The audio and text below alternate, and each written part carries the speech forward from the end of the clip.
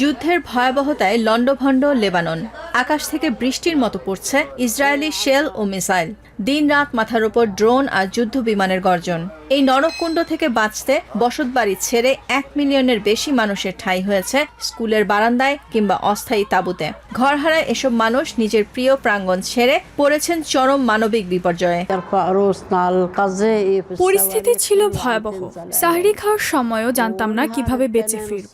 প্রতিবেশীরা আমাদের সাথে করে নিয়ে এসেছে।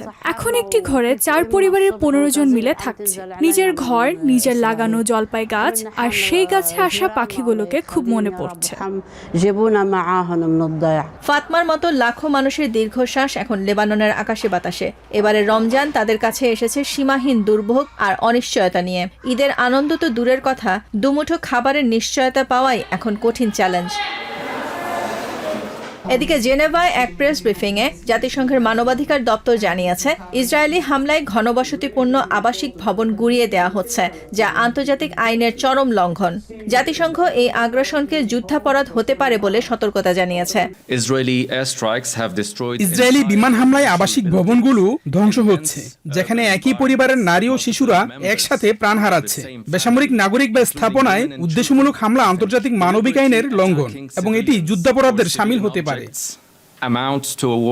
জাতিসংঘের এই কর্মকর্তা বলেন, ইসরায়েল দক্ষিণ লেবানন সহ দেশটির বিভিন্ন অঞ্চলে স্থানীয়দের সরে যাওয়ার আদেশ দিচ্ছে, যা জোরপূর্বক বাস্তুচ্যুতির শামিল এবং আন্তর্জাতিক মানবিক আইন অনুযায়ী নিষিদ্ধ। জাতিসংঘের পর্যবেক্ষণ অনুযায়ী লেবাননে ইসরায়েলি এই অভিযানে অন্তত 9টি প্যালেস্টিনিয়ান শরণার্থী সম্প্রদায়ও বাস্তুচ্যুতির শিকার হয়েছে। যুদ্ধের এই আঁচ লাগছে বিশ্ব অর্থনীতিতেও। বিশ্ব খাদ্য কর্মসূচি বা WFP সতর্ক করেছে, মধ্যপ্রাচ্যের এই সংঘাত জুন পর্যন্ত চললে সারা বিশ্বে আরো 45 মিলিয়ন মানুষ তীব্র ক্ষুধার মুখে পড়বে।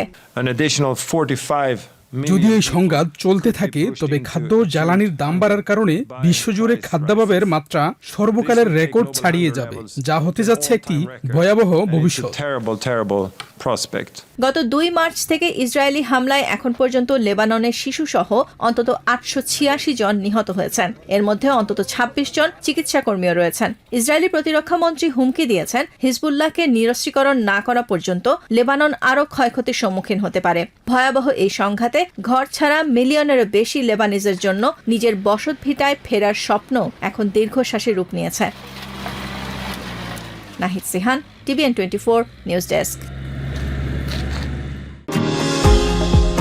নিউ ইয়র্ক থেকে সম্প্রচারিত TVN 24 টেলিভিশন বিশ্বজুড়ে বাঙালির কণ্ঠস্বর।